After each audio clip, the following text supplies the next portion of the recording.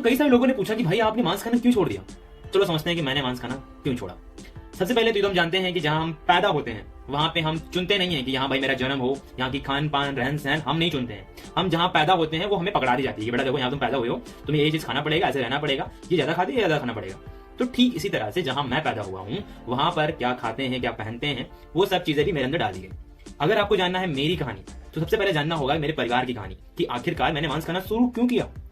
तो जैसा कि मैंने कहा कि जहां हम पैदा होते हैं, जहां हम जन्म लेते हैं, वहां की सारी चीजें हमें डाल दी जाती हैं। तो ठीक इसी तरह से मैं जहां पैदा हुआ हूं वहां भी जो खाया जाता होगा, जो पहना जाता होगा, ऐसे बोला जाता होगा, वो हमारे अंदर भी डाला गया है। ठीक अब हम समझते हैं अपने परिवार के बारे में। जी मेरा परिवार बिहार से बिलोंग करता है। सही सुना आपने, बिहार से बिलोंग करता है। और बिहार से बिलोंग करे यानी बिहार से नाता हो और मांस ना खाता हो, ऐसा तो बिल्कुल भी नहीं हो सकता है। तो क्या था, मैं भी जन्म लिया एक बिहारी के घर में, लेकिन वहां पर भी मांस खाना नॉर्मल माना जाता है, तो मुझे भी खिलाया जाने लगा और मैं भी वहां से बंध गया और मुझे भी लगा तो नॉर्मल है। फिर मांस खाते खाते साल के हो गए, फिर 17 साल में समझ आया कि मांस नहीं खाना चाहिए। तो ये कहानी थी मेरी कि मैंने मांस खाना कैसे शुरू किया, कब तक खाया। तो अब समझते हैं कि मैंने मांस खाना छोड़ा कब और कैसे।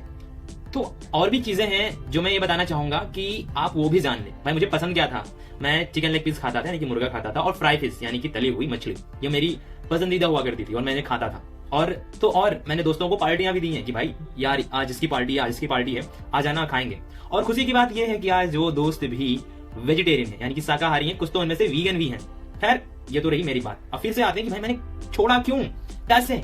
तो ठीक इसी तरह से हम लोग एक दिन पार्टी कर रहे थे नॉन वेज की। तो उसमें से एक दोस्त ने बोला क्या यह करना वर्थ है।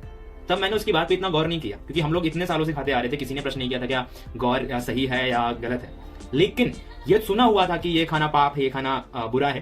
तो ठीक इसी तरह से ये चलता गया। फिर एक दिन मेरे अंदर से सवाल उठता है कि यार सच में मांसाहार करना क्यों बुरा है। तो मैं यही टाइटल डाल करके यूट्यूब पे सर्च करता हूँ कि मांसाहार करना क्यों बुरा है। तो मुझे नहीं पता था, अनएक्सपेक्टेड मुझे मिले आचार्य जी और वो वीडियो मुझे मिला मांस खाना क्यों बुरा है यानी कि मांसाहार क्यों बुरा है। तो उसमें आप ये बिल्कुल भी नहीं मुझे बताया गया कि तुम पाप लगेगा तुम खाओगे या तुम नरक में सड़ोगे, ऐसा बिल्कुल भी इस वीडियो में नहीं कहा गया है। और दूसरी बार मैंने फिर से मांस खाया वो वीडियो देखने के बाद, मैंने छोड़ा नहीं मांस खाना। मुझे लगा ठीक है यार ऐसे ऐसा थोड़ा कुछ होता है।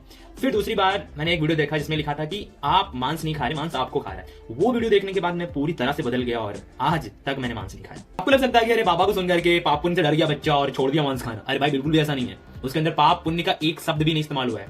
और तो और ऐसा आजकल के गुरु घंटाला घूम रहे हैं ना, उन्होंने भी कभी इस तरह के बारे में सोचा ही नहीं होगा कि मांसाहार इतना घातक होता है हमारे जीवन के लिए। पाप पुण्य तो क्या तेल लेने बहुत दूर की बात है, हमारे जीवन के तल पे बताया आचार्य जी ने कि क्यों हमें मांस नहीं खाना चाहिए। पाप पुण्य की ऐसी भी तैसी, तेल लेने गया पाप पुण्य, उसके अंदर पाप पुण्य का एक शब्द भी इस्तेमाल नहीं हुआ है। उसके अंदर जीवन टू जीवन मतलब लाइफ टू लाइफ बात की गई है कि आप क्यों मांस खाते हैं, आपको क्यों नुकसान होता है।